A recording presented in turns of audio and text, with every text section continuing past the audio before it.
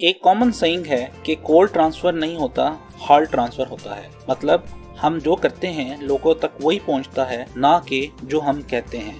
اس لیے اگر ہم بچوں کو یہ رولز یاد بھی کروا دیں تو اس کا کوئی فائدہ نہیں ہوگا جب تک ہم ان کو ان رولز پر عمل کر کے نہیں دکھائیں گے۔ بابا فرید شکر رحمۃ اللہ علیہ کا ایک واقعہ ہے جس میں انہوں نے ایک بچے کو اس وقت تک شکر کھانے سے منع نہیں کیا جب تک انہوں نے خود شکر کھانی چھوڑ نہیں دی۔ اس لیے ہم کو اپنی عادات بھی بدلنی پڑیں گی۔ مثلا اگر ہم اپنے بچوں سے بات کریں گے تو ان کو مکمل رسپیکٹ دیں گے اور ان رولز پر خود بھی عمل کر کے ان کو دکھائیں گے۔ یعنی ہماری جب بھی ان کے ساتھ کمیونیکیشن ہوگی تو ہم موبائل، لیپ ٹاپ یا ٹی وی کو چھوڑ کر اپنی آئیز کو ان کی طرف متوجہ کر دیں گے اور خاموشی کے ساتھ ان کی بات کو سنیں گے۔ اسی طرح گھر میں ہم آپس میں اپنے بڑوں سے بات چیت کریں تو ہم ان رولز کو فالو کریں، کیونکہ بچے آبزرویشن سے زیادہ سیکھتے ہیں۔ یاد رکھیے کہ ہمارے آخری نبی حضرت محمد صلی اللہ علیہ وآلہ وسلم سے جب بھی کوئی بات کرتا تو آپ اپنا چہرہ مبارک اس کی طرف موڑ لیتے اور اس کی بات انتہائی توجہ کے ساتھ سنتے، اور جب وہ بات کمپلیٹ کر لیتا پھر بہت تحمل کے ساتھ اس کی بات کا جواب دیتے۔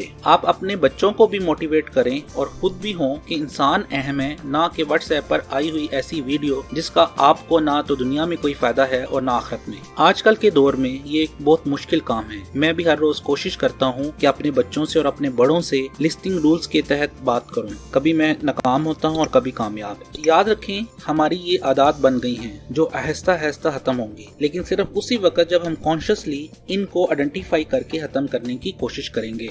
Best of luck with this ongoing fight. میں اپنی اگلی ویڈیو میں آپ سے کچھ گیمز اور ایکٹیویٹیز شیئر کروں گا جو آپ اپنے بچوں کو لسٹنگ رولز انٹرنلائز کرنے کے لیے کروا سکتے ہیں۔ اپڈیٹ رہنے کے لیے یوٹیوب چینل کو سبسکرائب کریں اور بیل آئیکن پہ کلک کریں۔